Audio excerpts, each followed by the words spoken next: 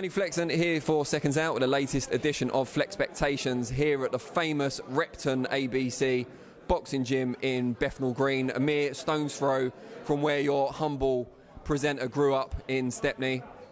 Never came in here as a kid, no one ever brought me down here. I used to read about the exploits of some of the more famous fighters in the local newspaper though, the East London Advertiser.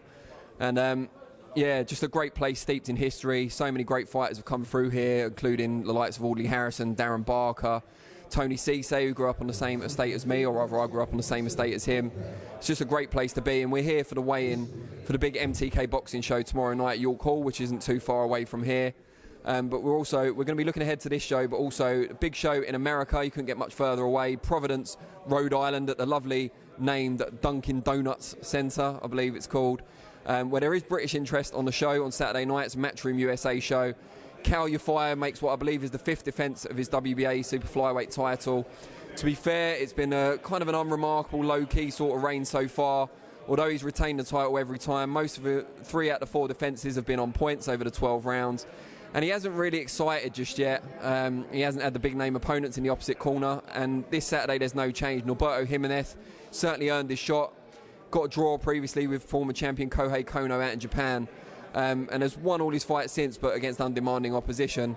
But Yafai really needs to make a statement. Apparently a fight with superstar Juan Francisco Estrada at the weight is in the offing, a unification fight, if Yafai were to get through against Jimenez. He'll need to make a statement. He'll want to get him out of there. Hopefully he can do it in the later rounds. I know the odds are more in favour of him getting another points win, but promoter Eddie Hearn has said if he can come through it, good chance of him fighting Estrada next. Also on the show in a nominal main event, hometown hero, fighting for the first time in Providence in his pro career, I believe, is Demetrius Andrade.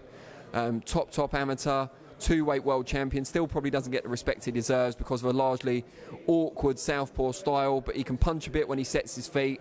He's very slick, very hard to hit. Just an incredibly good fighter and someone that people seem to be sleeping on at middleweight.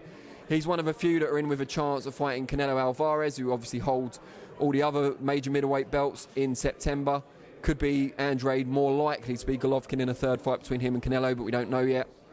Certainly to press his claim, similarly to Yafai, Andrade will need to really put on a show against Maciej Seletsky, tough Pole, who gave a good account of himself in a previous shot at middleweight belt against Danny Jacobs not too long ago.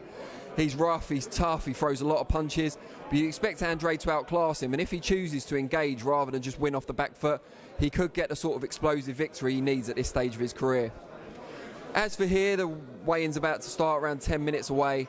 Show is tomorrow night at York Hall. Main event sees O'Hara Davis, obviously polarising figure, but a talented fighter, big puncher with the right hand. Go up against Miguel Vasquez, former IBF champion down at lightweight. Just had the pleasure of interviewing him through a translator. Real honour to meet him. A very slick, savvy, experienced operator. Davis will do well to beat him. Although Vasquez isn't the fighter he was, he's not shot. He's still coming to win. He's still mixing in relatively good company. So it's going to be a hard one to call out, and a really worthy main event for this MTK show. We'll also see Ryan Walsh defending his British featherweight title against 12-0 Lewis Paulin.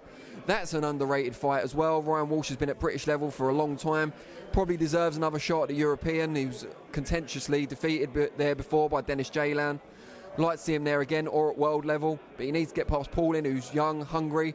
Just seen him, he looks actually literally hungry at the moment. He looks very drawn, but I'm sure most fighters look like that before the weigh-in. It'll be his kind of skill and ambition against the experience and the physical strength of Walsh, so that's another one to look forward to. And a real stacked undercard as well, so I advise you all to watch that if you can. And the Hearn show obviously Saturday as well. There's a bunch of other fights going on over the weekend, including Richard Comey. Should have too much for Raimundo Beltran, but I think that'll be exciting while it lasts as well.